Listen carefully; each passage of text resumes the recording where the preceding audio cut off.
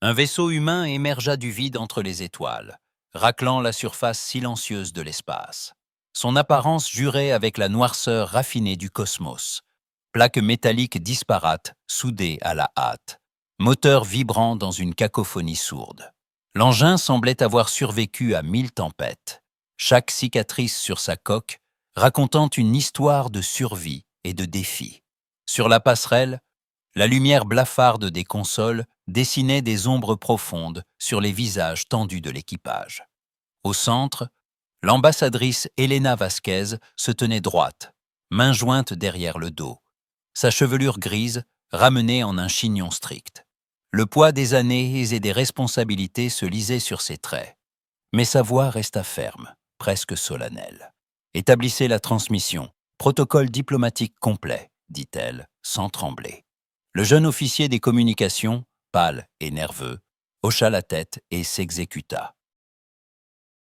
Ses doigts tremblaient sur le clavier, mais il veilla à chaque détail, envoyant dans le vide un message sobre, empli de respect et d'espoir.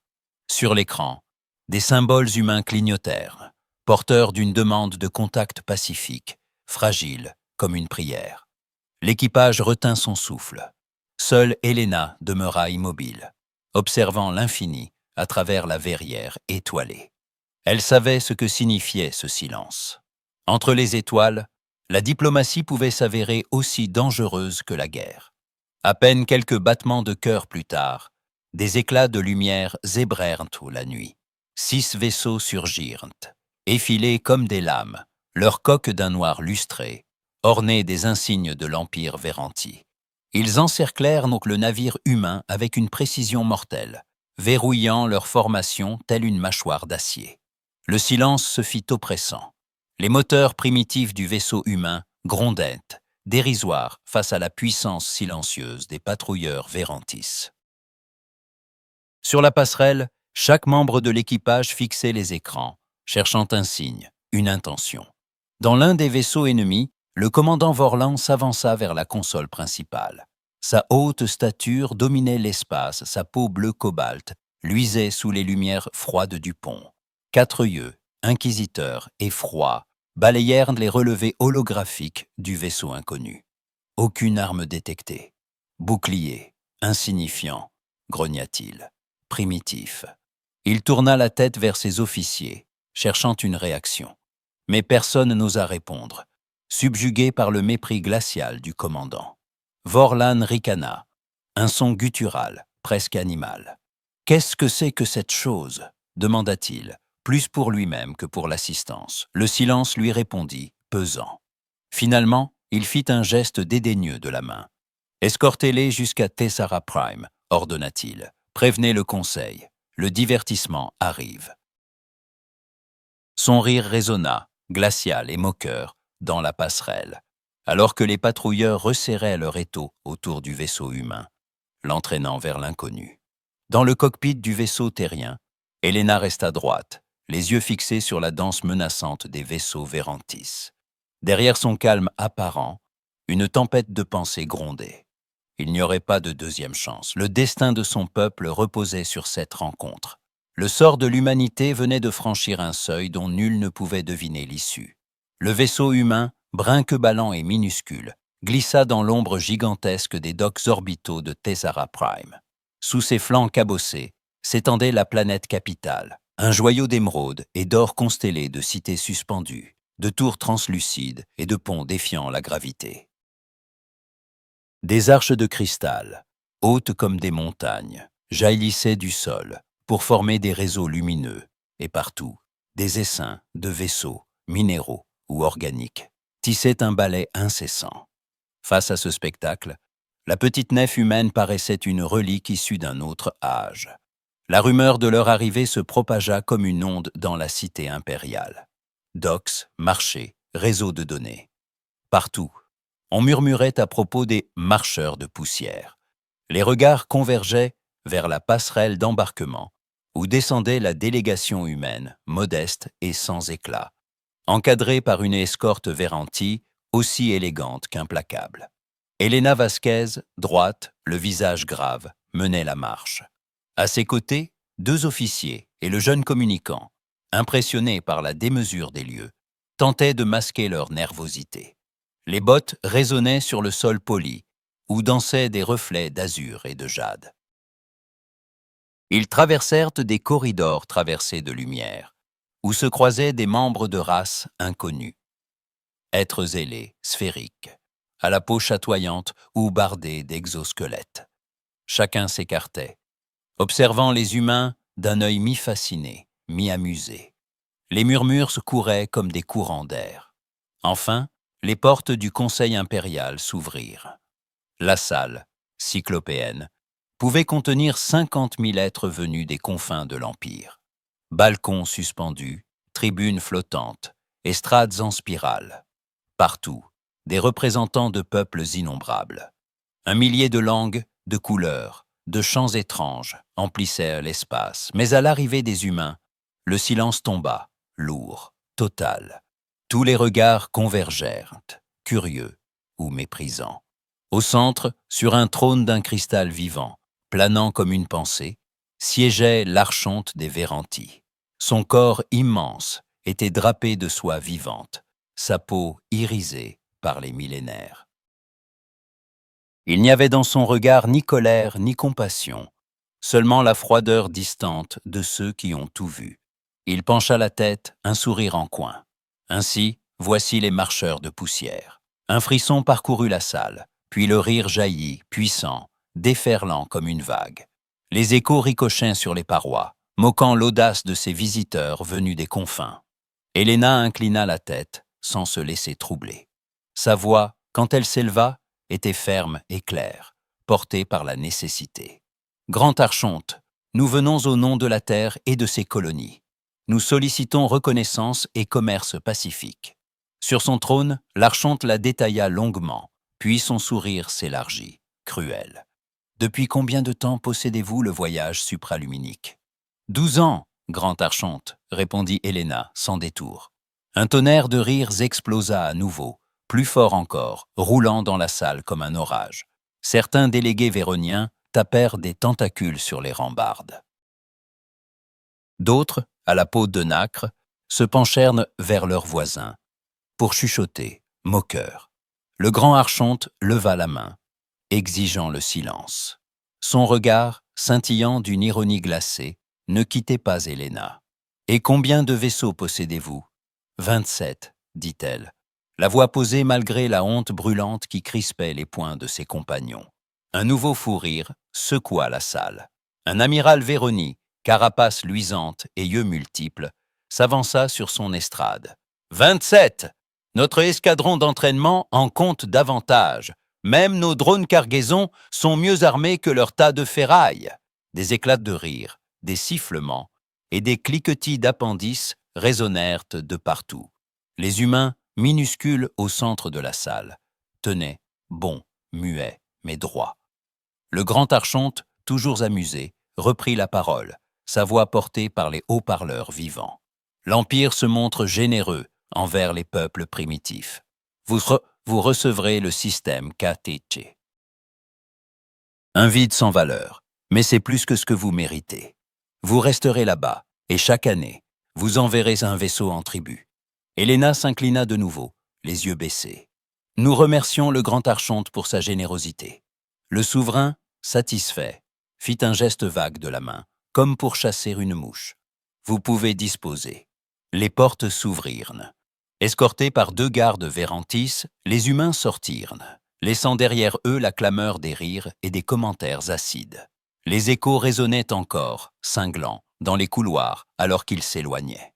Dans la lumière déclinante, Helena jeta un dernier regard vers la salle du conseil, gravant en elle les visages, les voix, la promesse d'un avenir incertain. Elle n'oublia pas la cruauté de ce rire, ni la solitude du chemin qui attendait son peuple, quelque part dans l'obscurité du système KTT. Derrière eux, les portes monumentales se refermèrent dans un murmure de cristal, scellant une décision dont nul ne pouvait encore mesurer les conséquences. Un souffle d'inquiétude, et sous la dignité, la flamme d'un espoir têtu. Au dehors, les couloirs infinis du palais semblaient bruire d'un secret, que seuls les plus attentifs pouvaient entendre. Le vaisseau humain fendait l'obscurité, quittant les splendeurs glacées de Tessara Prime. La délégation, tassée dans la salle de réunion, gardait le silence. Nul mot ne franchissait les lèvres. Seuls les bruits familiers du moteur et le cliquetis des instruments ponctuaient l'atmosphère pesante. Chacun portait encore le poids de l'humiliation, les rires du Conseil impérial résonnant dans leur mémoire. Mais derrière la façade figée, un autre courant s'agitait, discret et méthodique. Les scientifiques, éparpillés parmi l'équipage, avaient été les plus actifs durant l'audience. D'un geste anodin, ils vérifiaient à présent les minces boîtiers dissimulés dans la doublure de leurs uniformes. Pendant la cérémonie, ces appareils minuscules avaient capté des images, enregistré des signaux, analysé champs énergétiques et fréquences de communication. Un dispositif camouflé dans le bouton du manteau d'Elena avait même pu scanner les réseaux organiques de la salle du trône. Les scientifiques n'avaient rien laissé passer. Chaque pulsation de lumière, chaque inflexion de voix, chaque structure technologique autour d'eux avait été soigneusement archivée. Dans le silence du retour, les officiers s'affairènent, les traits tirés. Certains échangeaient de brefs regards, d'autres relisaient les données sur leurs tablettes, le visage fermé. Le jeune officier des communications, qui avait jadis envoyé le premier message de paix, triturait nerveusement son bracelet de données, les yeux rivés au sol. Elena, elle, s'était retirée dans ses quartiers, laissant à chacun le temps d'assimiler ce qui venait de se jouer. Assise sur le rebord de sa couchette, l'ambassadrice Elena Vasquez avait retiré le masque impassible qu'elle portait devant l'Empire. Ses mains tremblaient, non de peur, mais d'une colère glacée, contenue depuis trop longtemps. Son regard, habituellement serein, était assombri d'amertume. Elle revoyait le sourire de l'archonte, les rires cruels des dignitaires, la manière dont on avait balayé l'existence de son peuple d'un revers de main. Les souvenirs de la terre, de ses espoirs, de ses sacrifices, venaient heurter sa fierté blessée. La porte s'ouvrit sans bruit. La chef scientifique, petite silhouette énergique aux cheveux sombres, entra, son visage illuminé d'une excitation fébrile. Elle tenait une tablette couverte de symboles cryptés. « Ambassadrice, nous avons tout obtenu », dit-elle à voix basse, retenant à peine son enthousiasme.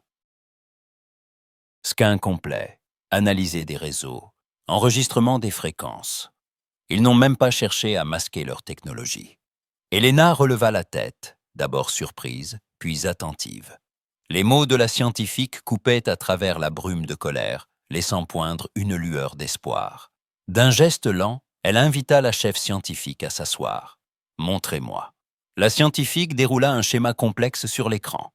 Architecture énergétique des docks orbitaux, modélisation du trône cristallin, fragments de protocole de sécurité, matrice de communication. Chaque donnée révélait un peu plus les secrets du pouvoir Veranti. Les sous-systèmes du trône utilisent une sorte de biocristal, expliqua la scientifique. Nous avons pu extraire les signatures d'activation, observer les cycles de modulation. Même leur communication interne était accessible. Il y a des failles, ambassadrice, beaucoup de failles. Elena serra les poings, son regard s'illuminant d'une détermination nouvelle. L'humiliation de l'instant cédait la place à une volonté d'acier. Ils ont commis aujourd'hui leur première erreur, souffla-t-elle. Ils nous ont sous-estimés. La scientifique acquiesça, l'excitation brillant dans ses yeux. Que faisons-nous maintenant ? Demanda-t-elle, la voix vibrante d'espoir. Elena inspira profondément, rassemblant les fragments de sa colère et de sa dignité. Elle se redressa, retrouvant l'aplomb qui avait fait d'elle une légende parmi les siens. « Maintenant nous apprenons, dit-elle d'une voix claire. Nous observons, nous construisons et nous attendons, jusqu'à ce qu'ils nous aient oubliés. Alors, nous leur montrerons ce que l'humanité peut devenir. » Un silence dense s'installa, chargé d'un souffle nouveau. La chef scientifique sourit, murmurant un mot de gratitude avant de quitter la pièce, déjà pressée de rejoindre ses équipes pour décrypter chaque secret, chaque formule, chaque faille collectée. Dans le couloir, les pas de la scientifique se mêlèrent à ceux des autres membres de l'équipage. Une énergie discrète parcourait le vaisseau, tordant l'humiliation en promesse. L'orgueil blessé de la délégation se transformait lentement en flamme froide, en serment silencieux.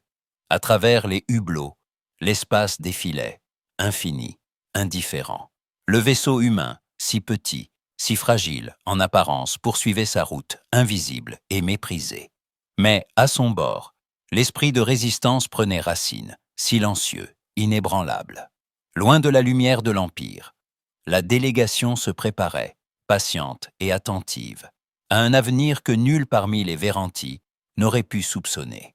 Un avenir écrit à l'encre de la mémoire, de la science et de la colère. Bientôt, dans l'ombre, une promesse murmurée s'éveilla, portée par le souffle discret des rêveurs. Rien, désormais, ne serait plus comme avant.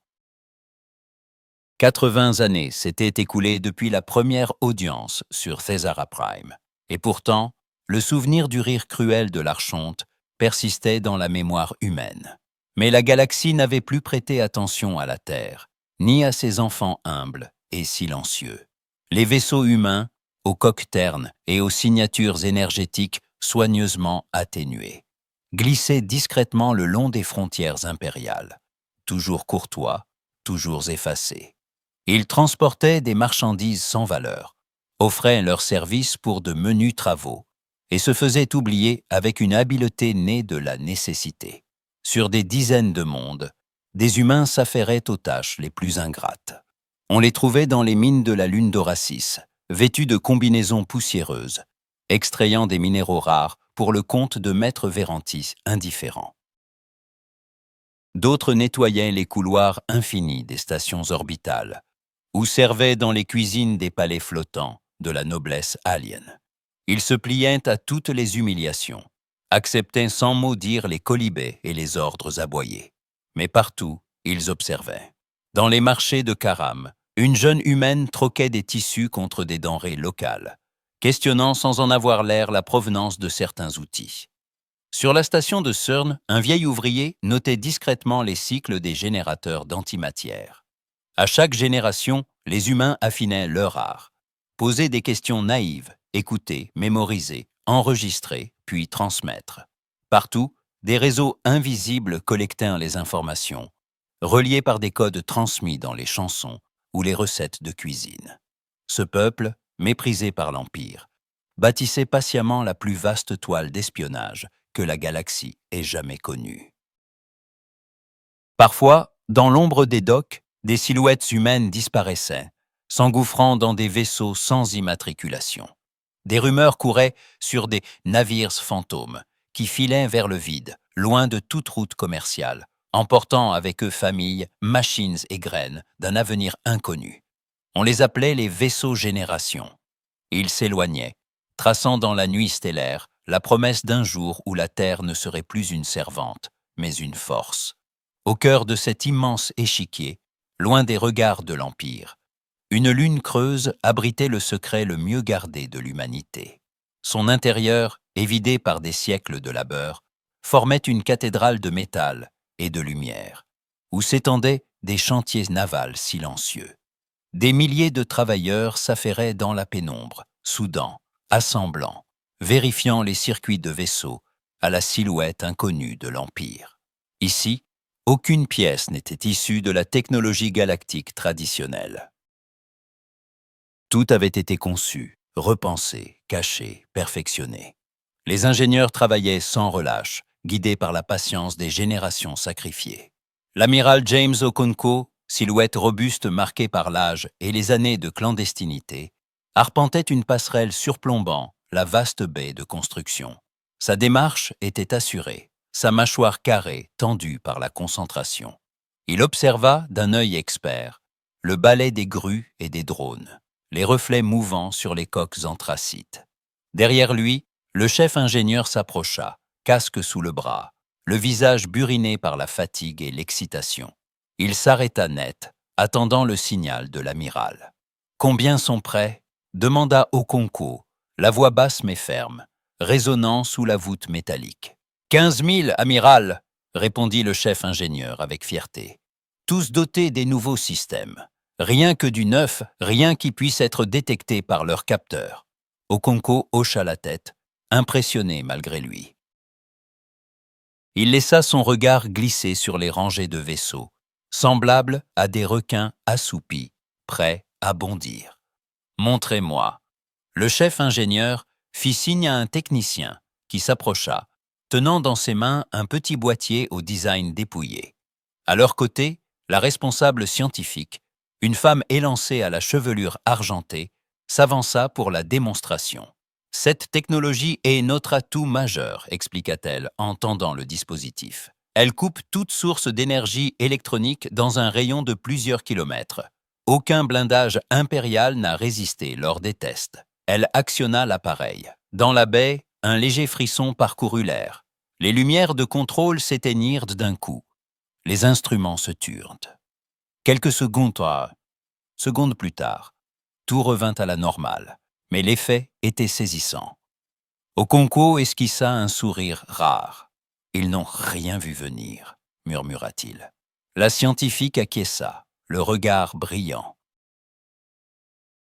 L'Empire, les Vérantises, même les Chel, tous partagent que la même architecture de base. Il leur a suffi de se copier pendant des siècles.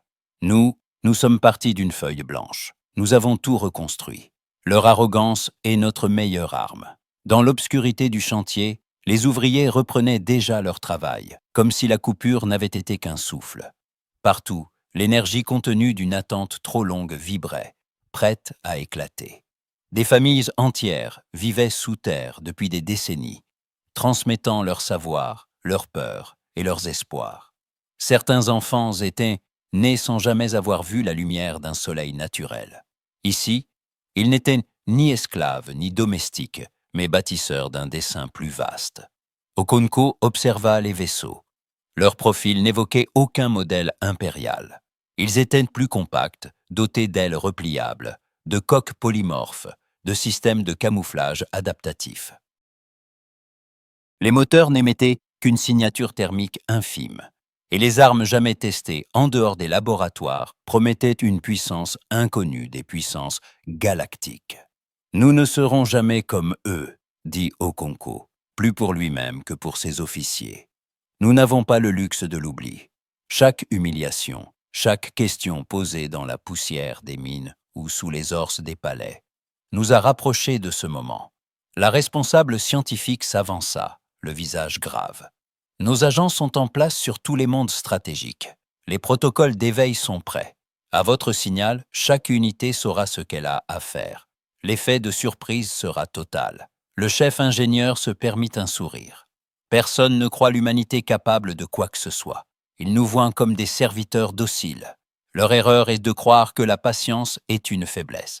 Okonko ferma les yeux un instant, absorbant les mots, la tension accumulée. Il songea à Elena Vasquez, à ses paroles de défi chuchotées dans la solitude d'une cabine, tant d'années auparavant. Et il songea à toutes les générations qui avaient accepté le mépris pour mieux apprendre, pour mieux s'armer. Il ouvrit les yeux, toisant la responsable scientifique et le chef ingénieur. « Que tous les commandants viennent me voir ce soir. Nous vérifierons une dernière fois chaque protocole, chaque faille. Il n'y aura pas de répétition. » Le chef ingénieur salua, déjà prêt à repartir. La scientifique resta un instant, cherchant les mots. « Amiral, » souffla-t-elle, « tout est prêt. Nous avons attendu ce moment toute notre vie. » Okonko posa une main sur son épaule. Simple geste d'humanité dans ce monde d'ombre. L'Empire n'a jamais compris ce que l'on devient quand on n'a rien à perdre. Un silence lourd tomba, chargé de sens. Dans la pénombre, les ouvriers relevaient la tête, sentant confusément l'approche du changement.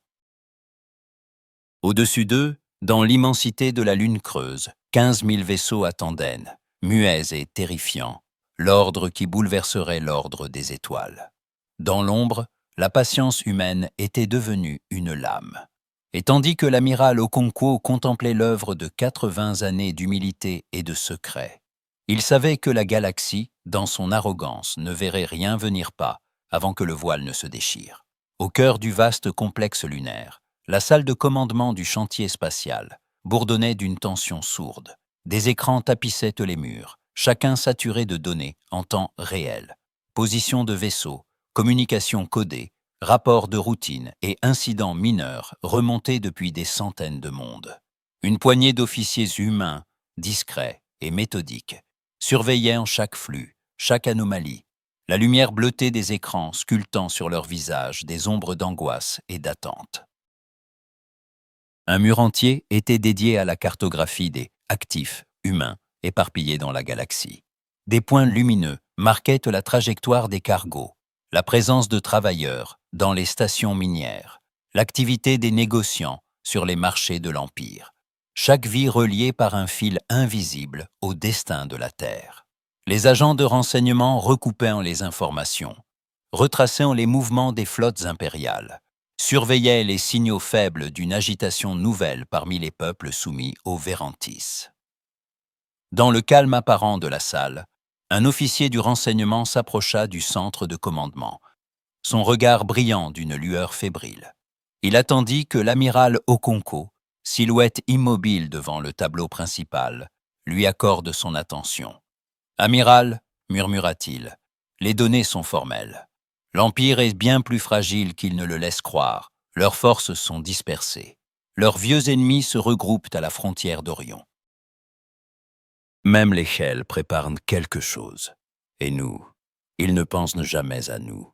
Pour eux, nous ne sommes rien. » Un silence s'installa, ponctué seulement par le cliquetis des claviers et le chuchotement des analystes. Okonko, les traits tirés par l'épuisement et la détermination, laissa filtrer un mince sourire. Sa voix, basse, portait une gravité nouvelle. « Envoyez le signal à la Terre. Dites-leur que la flotte est prête. » L'ordre tomba, net, brisant le calme tendu de la salle. L'officier s'inclina, puis se dirigea vers la console de transmission. Son équipe activa la séquence codée, dissimulant le message dans un flux de données commerciales. En quelques secondes, l'information traversa le vide, bondissant de relais en relais, franchissant les barrières de sécurité de l'Empire, sans éveiller le moindre soupçon. À des années-lumière de là, sur la terre cachée derrière son image de monde arriéré, la directrice Sarah Chen veillait dans le secret d'un bureau souterrain. Les murs étaient tapissés de cartes, de schémas tactiques, de portraits en noir et blanc. Parmi eux, une photographie ancienne montrait une femme aux cheveux gris, droite, l'œil fier. Elena Vasquez, première ambassadrice pionnière d'un rêve inachevé. Un signal discret s'afficha sur l'écran de Sarah Chen. Elle posa la main sur le cliché, le pouce frôlant le visage de son aïeul comme pour y puiser du courage. Son regard se fit grave. Elle ouvrit la transmission, lut le message en silence, puis composa une réponse en quelques gestes sûrs. Les mots étaient codés, mais portaient tout le poids de l'histoire. « Nous avons attendu, nous sommes prêts. » La confirmation repartit aussitôt, se dispersant en milliers de fragments sur les réseaux de contrebande, les canaux commerciaux, les transmissions banales d'un empire trop sûr de lui-même. Sur des dizaines de mondes, rien ne semblait changer. Les humains travaillaient, servaient, commerçaient comme à l'ordinaire. Dans les mines de la lune de Surne, une foreuse humaine reçut sur son communicateur une simple note de service. Elle la lut, hocha la tête et reprit son travail, le visage impassible. Sur les docks de Karam, un jeune marchand échangea un regard entendu avec une collègue, puis reprit la négociation d'un lot de pièces détachées. À bord d'un vaisseau de transport Véranti, le mécanicien humain inséra une nouvelle séquence dans le programme de maintenance, sans lever les yeux de son panneau de contrôle. Partout, l'information s'insinua, fluide et invisible. Personne ne fit de gestes brusques. Personne ne cessa son activité. Mais quelque chose changea dans l'air. Un souffle de tension, de vigilance. Les regards se firent plus vifs, les gestes plus assurés. Une énergie nouvelle traversant les communautés dispersées. Une attente sourde qui n'avait rien à voir avec la peur, ni même l'espoir. Plutôt une certitude silencieuse, le pressentiment d'une bascule imminente. Dans le chantier naval, Okonko reçut la confirmation de la Terre. Il ferma les yeux un instant, savourant la portée de ce moment. Autour de lui, les officiers percevaient la même vibration, ce frisson qui annonçait l'aube d'une ère nouvelle. Chacun savait, sans qu'un mot soit prononcé, que le temps de la patience touchait à sa fin. Sur la terre, Sarah Chen rangea le vieux portrait d'Helena dans son tiroir, le cœur battant d'un mélange de peur et de fierté. Elle murmura une promesse silencieuse à l'ancêtre qui avait tout déclenché. Puis elle rejoignit son équipe, prête à affronter la tempête qui s'annonçait. Dans les recoins oubliés de la galaxie, les serviteurs méprisés de l'Empire, les humbles travailleurs et les commerçants discrets sentirent ce souffle passer entre eux. Rien ne trahissait la fièvre intérieure, mais la mécanique du destin venait de s'enclencher. La galaxie, aveugle dans sa superbe, ne vit rien du changement subtil qui s'opérait dans l'ombre. Mais pour ceux qui savaient lire les signes, la nuit venait de se charger d'un éclat nouveau, celui d'une humanité décidée à ne plus jamais plier. À bord du Persévérance, vaisseau amiral de la flotte humaine, le silence était d'une densité presque surnaturelle. Sous les dômes de verre sombre, l'amiral Okonko, debout devant la baie d'observation, contemplait l'immobilité solennelle de l'armada. Autour du Persévérance, 15 000 vaisseaux, noirs comme la nuit entre les étoiles, flottaient dans l'obscurité. Ils attendaient, à la limite du territoire impérial, moteurs éteints, coques absorbant toute trace de lumière ou de chaleur. Un seul signal, et la nuit elle-même prendrait vie. Sur la passerelle, les officiers parlaient à voix basse, synchronisant les horloges, vérifiant une dernière fois les protocoles. Chacun savait qu'il n'y aurait pas de retour en arrière. Derrière chaque commande, chaque poste de combat, les équipages veillaient, tendus, conscients que la patience de plusieurs générations touchait à son terme.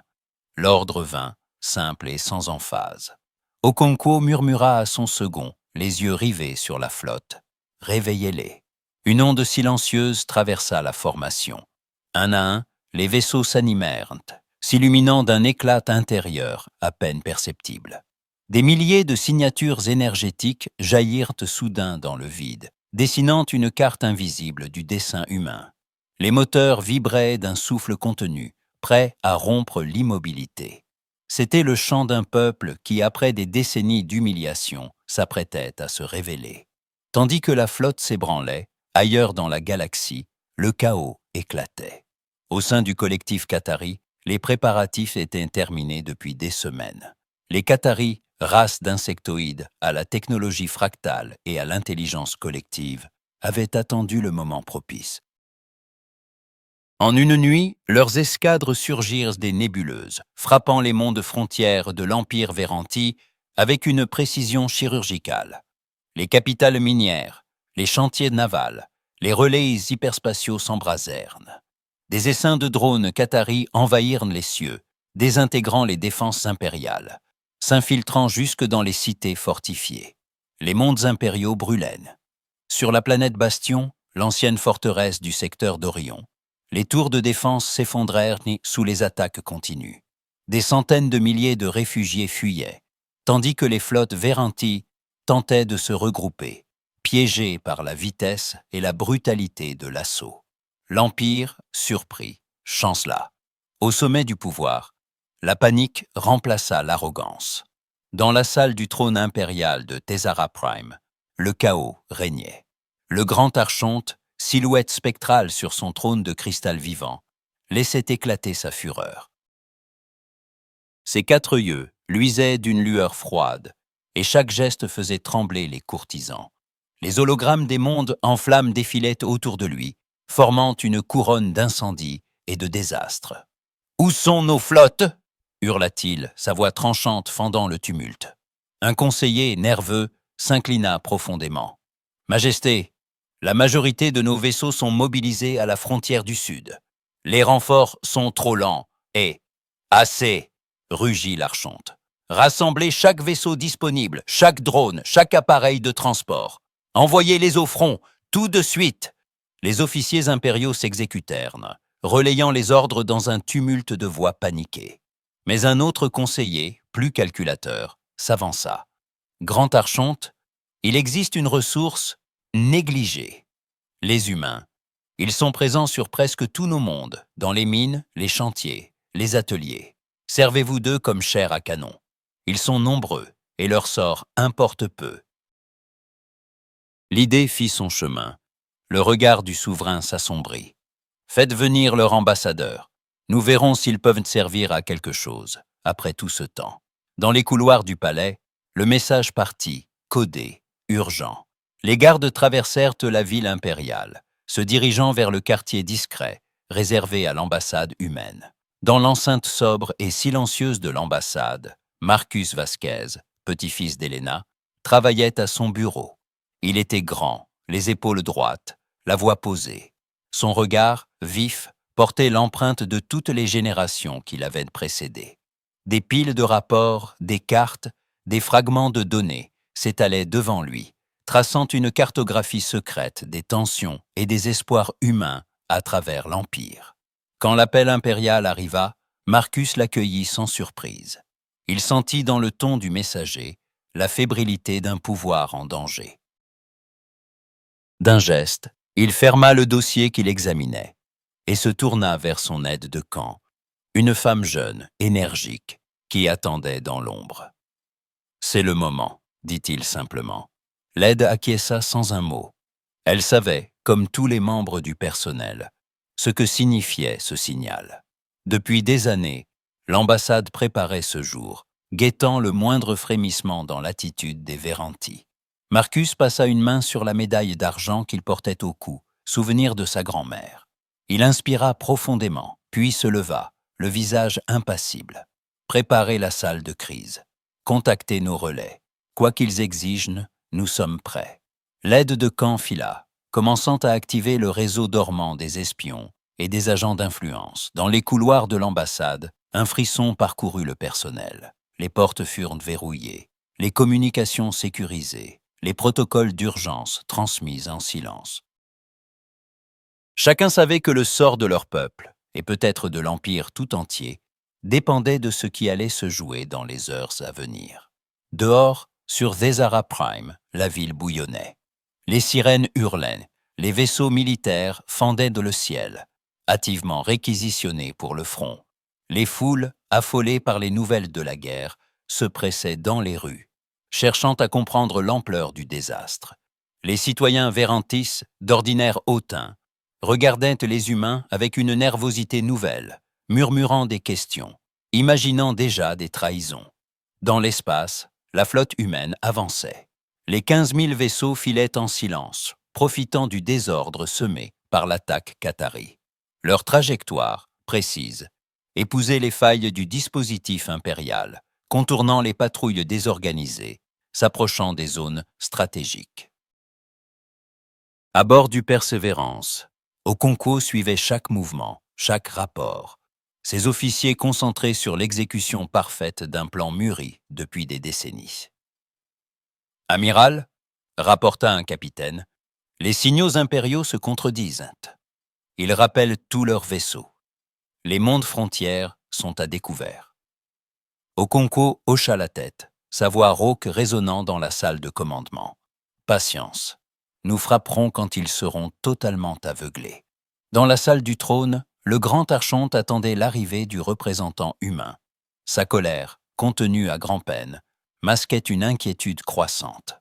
Pour la première fois depuis des siècles, l'Empire Veranti vacillait. Les flammes qataries se rapprochaient, et les alliés de l'Empire hésitaient à s'engager, craignant d'être les prochains sur la liste. Les officiers rapportaient des désertions, des sabotages, des rumeurs de soulèvement. « Qu'on fasse venir l'ambassadeur humain », répéta-t-il plus fort. Dans les couloirs menant à la salle du trône, Marcus Vasquez avançait à pas lents, escorté par 2 gardes Verantis. Son visage ne trahissait rien, mais chaque pas était un acte de défi silencieux. Il savait que l'instant était venu, celui où l'histoire basculerait, où les années de patience et d'humilité porteraient enfin leurs fruits. Dans l'ambassade, l'aide de camp supervisait les derniers préparatifs. Les communications codées affluaient, confirmant que les relais humains, partout dans l'Empire, étaient en alerte. Les ouvriers, les marchands, les domestiques Tous attendaient le signal. Dans l'ombre, la résistance était prête à s'embraser. Marcus franchit les portes de la salle du trône. Il s'arrêta devant le grand archonte, salua brièvement et attendit. Le silence s'étira, lourd de tension.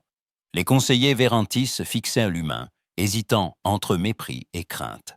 Mais Marcus, héritier d'Héléna, portait sur lui une assurance inébranlable. Il savait ce qui allait venir, et il était prêt à en assumer le prix. Dans la lumière froide du trône, un nouvel acte venait de commencer. La salle du trône impérial baignait dans une lumière grise, filtrée par les hautes verrières opaques. Les rangées de sièges, d'ordinaire remplies de conseillers, de généraux et de courtisans, étaient non presque désertes. Le silence régnait, pesant.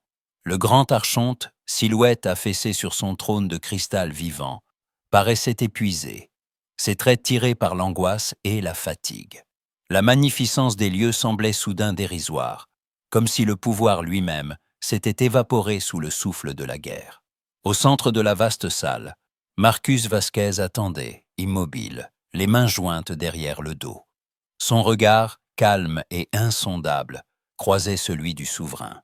L'air était chargé d'une tension sourde, celle des ultimatums et des choix irréversibles. L'archonte rompit le silence, sa voix rauque résonnant dans le vide du trône. « Marcheur de poussière, ton empire requiert ton service, tu prendras tes vaisseaux, et tu iras affronter les Qataris dans le secteur Tétrane. » Le mot « empire » sonna comme une moquerie amère, mais Marcus n'en montra rien. Il s'inclina légèrement, jaugeant la lassitude du tyran. Autour d'eux, quelques rares conseillers observaient la scène, leurs visages tendus par la peur et l'incertitude. Marcus répondit d'une voix égale, presque solennelle. « Tous nos vaisseaux, grand archonte, nous en avons 300, nous les enverrons tous. » Un sourire cruel étira les lèvres du souverain. Son regard s'illumina d'une lueur de satisfaction mauvaise, celle du maître qui lance ses pions à l'abattoir. « Tu comprends que tu ne survivras pas, » dit-il, sa voix suintant l'ironie. « Nous comprenons, » répondit Marcus sans détour. Un bref silence suivit. L'archonte détourna le regard, déjà lassé, et fit un geste pour signifier que l'audience était terminée. Sans un mot de plus, Marcus tourna les talons, son pas régulier résonnant sur les dalles de pierre. Il traversa la salle vide sous les regards mêlés de mépris et d'appréhension, puis disparut dans l'ombre des couloirs. À peine hors de portée des oreilles impériales, il sortit un petit communicateur dissimulé dans sa manche. Ses doigts tapèrent une séquence codée, brève et limpide. Ça commence. Le message partit, invisible, traversant les réseaux secrets qui reliaient les agents humains dans toute la galaxie. Dans le secteur Tétrane, au bord du conflit, 300 vaisseaux humains s'assemblèrent. Leur apparence n'impressionnait personne. Antiques, cabossés, à la peinture écaillée, ils évoquaient que les débuts de l'ère spatiale, plus qu'une flotte de guerre. Sur les écrans de surveillance Vérantis et Qataris, il n'était qu'un détail, une diversion. On les relégua vite au rang d'obstacles mineurs, condamnés à être balayés par la première offensive sérieuse. Mais loin au-delà, cachée dans les ténèbres interstellaires, la véritable armada humaine attendait en silence. 15 000 vaisseaux, noirs, furtifs, invisibles aux capteurs ordinaires, patientaient dans le néant. À leur bord, les équipages tenaient leur souffle, surveillant les canaux de communication, prêts à surgir à l'instant propice. Sur le pont du Persévérance, le vaisseau amiral, l'amiral Okonkwo, fixait les cartes holographiques, où les symboles des vaisseaux humains s'alignaient face à l'immense nuée des Qataris. Autour de lui, les officiers vérifiaient les systèmes, ajustaient les fréquences, surveillaient la moindre anomalie dans le flux de données. Tous savaient ce qui se jouait et ce que chaque seconde d'attente pouvait signifier. Okonkwo se tourna vers l'officier tactique, sa voix grave tranchant dans la tension ambiante. « Commencez la démonstration. » L'officier hocha la tête, puis lança la séquence d'activation.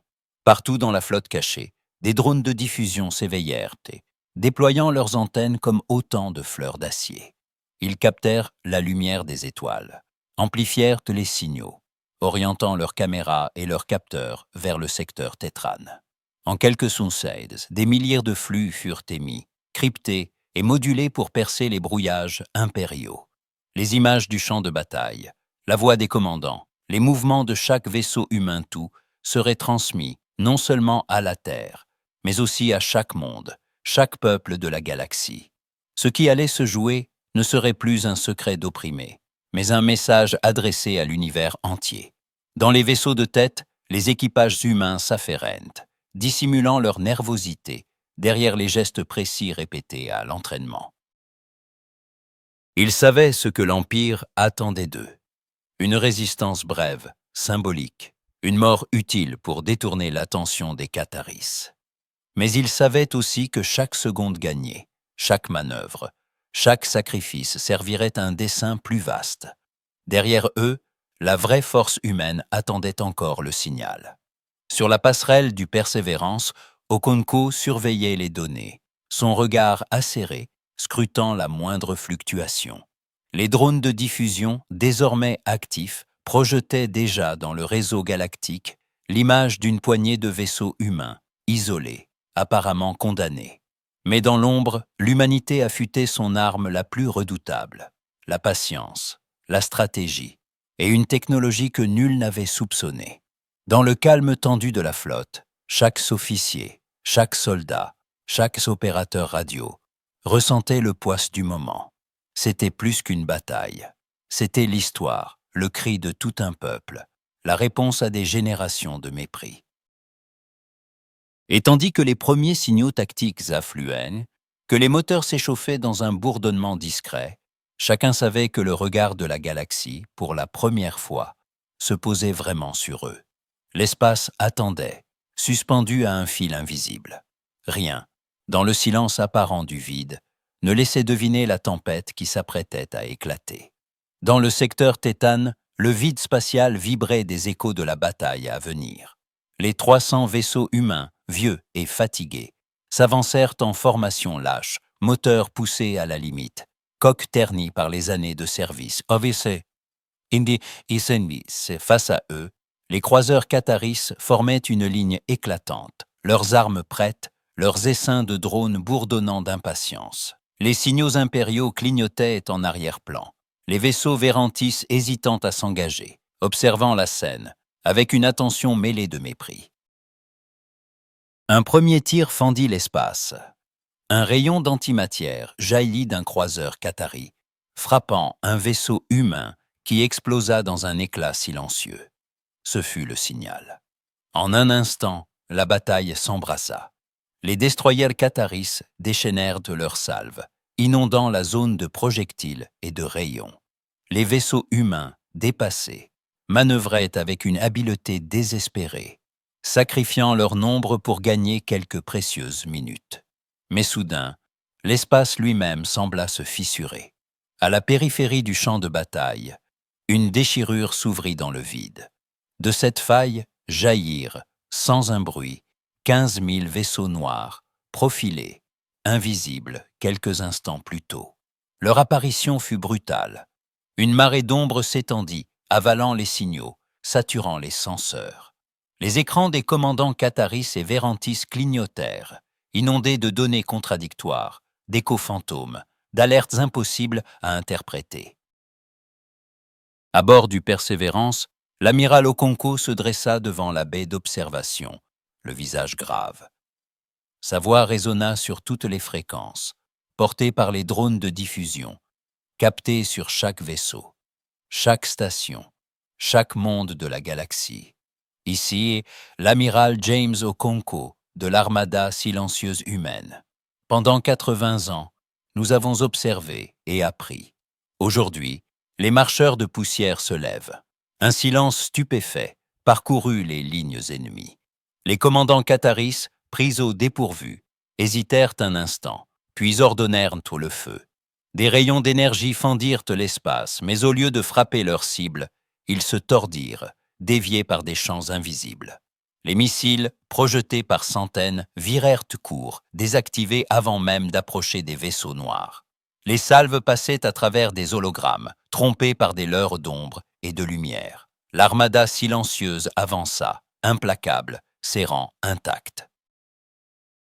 Chaque unité semblait se fondre dans l'espace, surgissant là où on ne l'attendait pas. Les vaisseaux ennemis tiraient sur des fantômes, incapables de localiser la véritable position de leurs adversaires. La confusion régna, chaque capitaine tentant de comprendre l'impossible. Dans la salle de commandement qatari, l'amiral du collectif hurlait des ordres, ses appendices frappant le panneau de contrôle. Les senseurs étaient aveuglés, les communications brouillées, la peur montant dans les rangs. Sur le Persévérance, Okonkwo observa la scène, puis lança le second ordre, sa voix calme résonnant à travers la tempête. Cibler les vaisseaux amiraux. Les opérateurs humains verrouillèrent les coordonnées. 2 des plus puissants navires de la galaxie, l'Eternal Hunger du collectif qatari et le Divine Authority du Haut Commandement Veranti, furent visés simultanément. Un signal discret, presque imperceptible, fut émis. Sans avertissement, les deux colosses s'éteignirent. Tous les écrans, toutes les armes, tous les moteurs tombèrent dans le silence. Les systèmes s'effondrèrent. Les lumières s'éteignirent, les coques dérivèrent, inertes, dans le vide. Aucune explosion, aucun tir, seulement le néant, absolu et glaçant. Un frisson parcourut la flotte ennemie. Les capitaines Verantis et Qataris restèrent figés, incapables de comprendre comment deux monstres de puissance avaient pu être anéantis sans la moindre violence. Dans la cabine du Persévérance, Okonkwo reprit la parole, sa voix grave emplie d'une force nouvelle. « Nous n'avons pas détruit vos vaisseaux. Nous choisissons de faire preuve de clémence. Partout, les drones de diffusion transmettaient ces mots. Sur les mondes Veranti, dans les stations commerciales, sur les réseaux pirates, des milliards d'êtres regardaient, stupéfaits. La scène se déroulait en direct. La peur et l'admiration se mêlaient sur les visages. L'incompréhension laissait place à l'éveil d'un nouveau respect, voire d'une terreur silencieuse. Dans l'espace, l'armada humaine restait immobile, indifférente aux salves égarées, à la panique de ses ennemis. Les projections continuaient de tromper les senseurs. Les vrais vaisseaux s'effaçaient dans les interstices du réel. Le silence se fit épais, chargé de la promesse d'une puissance contenue.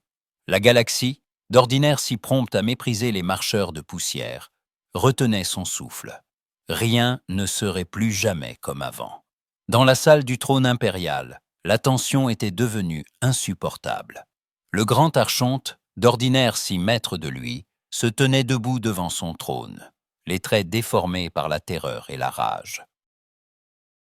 Les hologrammes de la bataille projetés autour de lui montraient la débâcle de la flotte Veranti.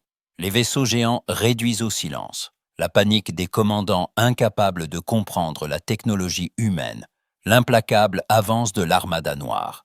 Que font-ils? Qu'attendez-vous? Tonnez toutes vos armes! Hurla-t-il, jetant un regard incendiaire à ses amiraux rassemblés. Mais aucun ne bougea. Sur leurs visages, la peur se lisait à chaque pli.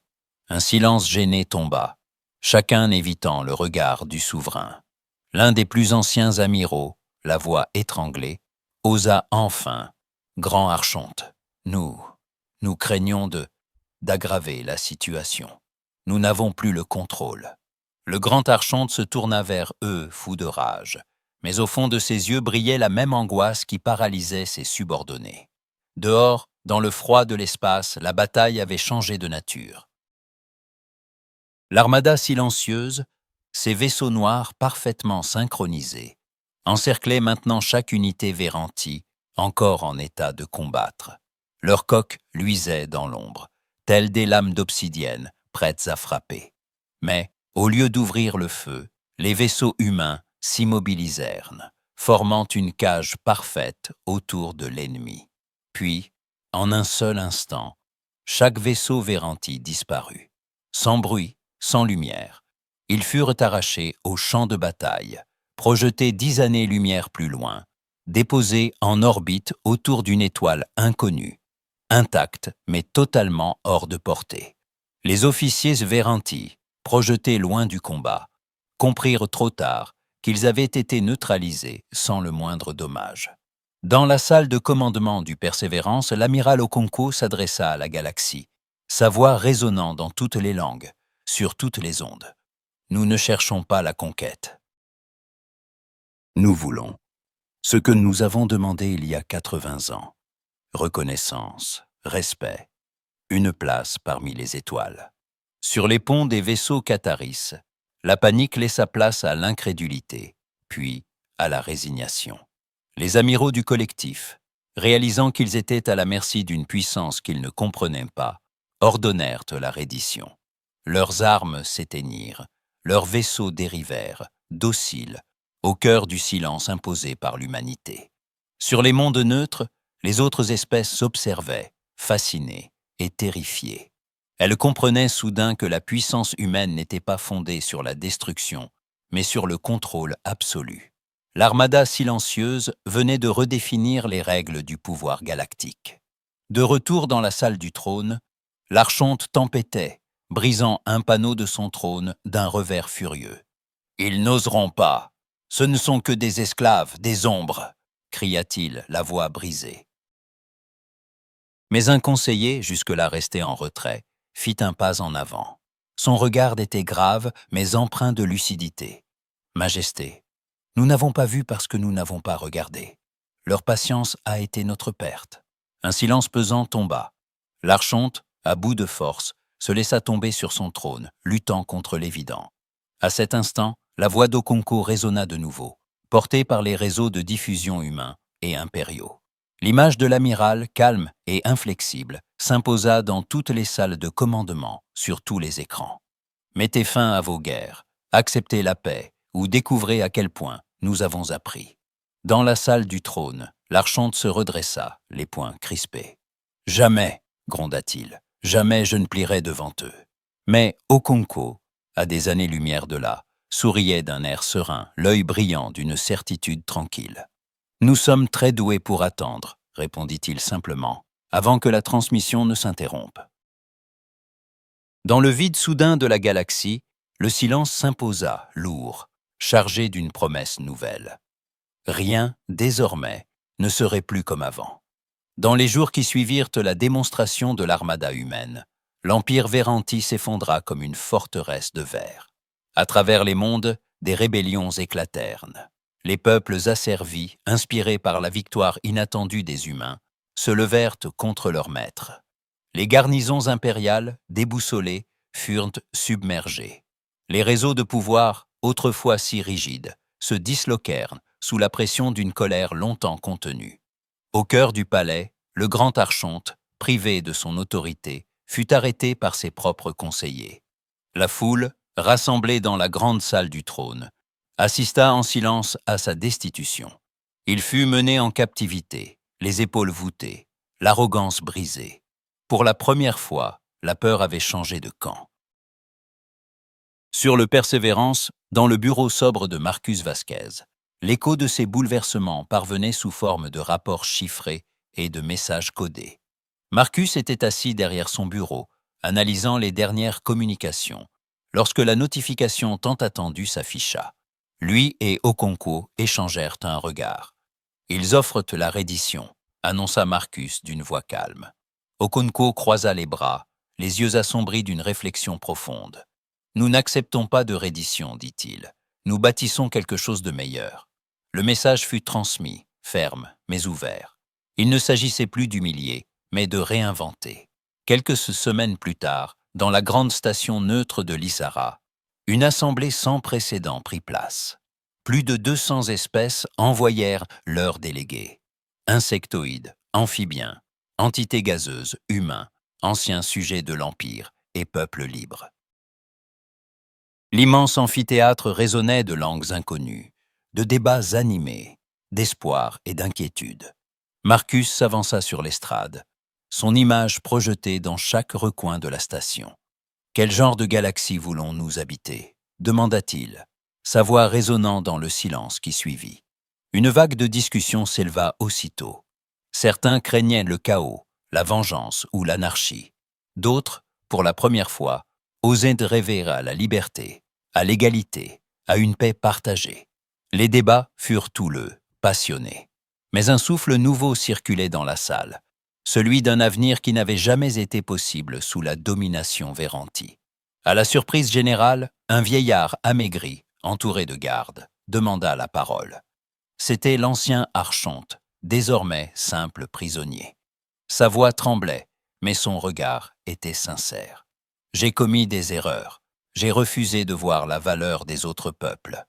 Je n'ai pas compris ce que l'humilité pouvait apporter. Je ne demande rien, sinon la permission de voir ce que vous allez bâtir. Un silence ému suivit ces mots. Marcus s'approcha, tendit la main vers l'homme qui avait incarné l'oppression de tant de monde. « Vous nous avez appris ce que nous ne voulons pas devenir », déclara-t-il. L'ancien archonte prit la main de Marcus, ses doigts tremblants serrant ceux de l'ambassadeur humain. La scène fut captée par des centaines de caméras, retransmises dans chaque foyer, sur chaque vaisseau, sur chaque planète. L'image d'un oppresseur déchu, accueilli non dans la vengeance mais dans la réconciliation, marqua l'imaginaire de la galaxie entière. Dans l'espace, un nouveau conseil fut institué, la Concorde galactique. Chaque peuple y siégeait à égalité. Voix nouvelle dans l'histoire stellaire.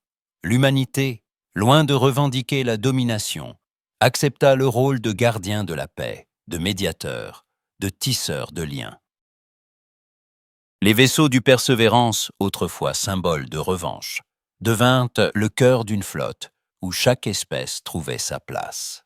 Sur la passerelle d'observation du Persévérance, Okunko et la première officier Chen observaient le ballet hétéroclite des vaisseaux de toutes formes et couleurs, humains, Vérantis, Cataris et tant d'autres, voyageant désormais côte à côte.